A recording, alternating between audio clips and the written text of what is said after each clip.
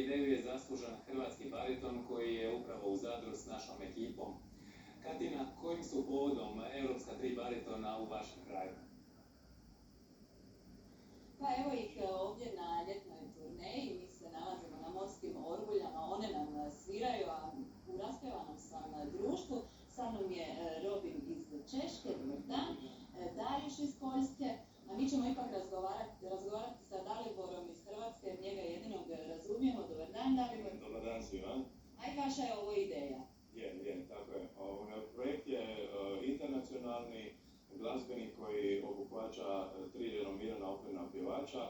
Evo, upravo ste ih sada predstavili i imamo jednu jako dobru sinergiju u izvođenju naših koncerata i repertoara koji je nadasve svima poznat od najpoznatijih svjetskih evergreena, talijanskih kancona i opernih poznatih arija, a u Hrvatskoj uvijek imamo po 3 do 5 najpoznatijih vremenskih hrvatskih hitova.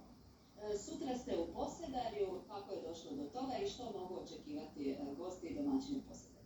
Pa ja vjerujem jednu nezaboravnu večer, kao što je bila i u Opatiji 6.6. kad smo imali na glazbenom festivalu čast otvoriti cijeli taj festival sa svečanim koncertom i orkestrom Josipa Cvjetanovića, a sutra u Posedarju ćemo nastupiti sa bendom, gotovo isti je repertoar, u trajanju pa skoro 2 sata glazbe.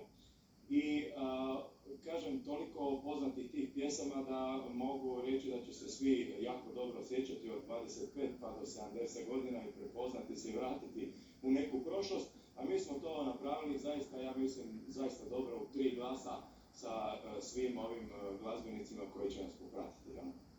To je međunarodna priča. Koja je zapravo poruka ovog vašeg okupljanja?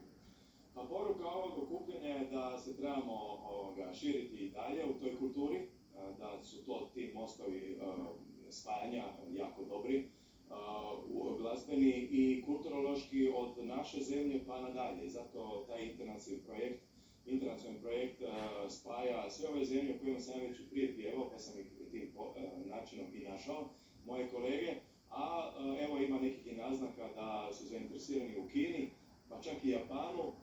Pa evo, ajmo prvo osvojiti Europu. Posedarje, naravno, tu je grad Zadar koji je dao isto jednu inicijativu. S moje strane je bila inicijativa, a s njihove strane potvrda je interes, tako da vrlo vjerojatno ćete nas gledati u Arsenalu 6.6. Tako da bismo tu glazbu približili svima na uživanje. No? Hvala lijepa na razgovoru.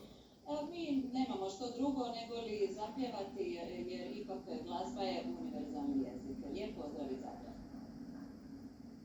Izravno se javila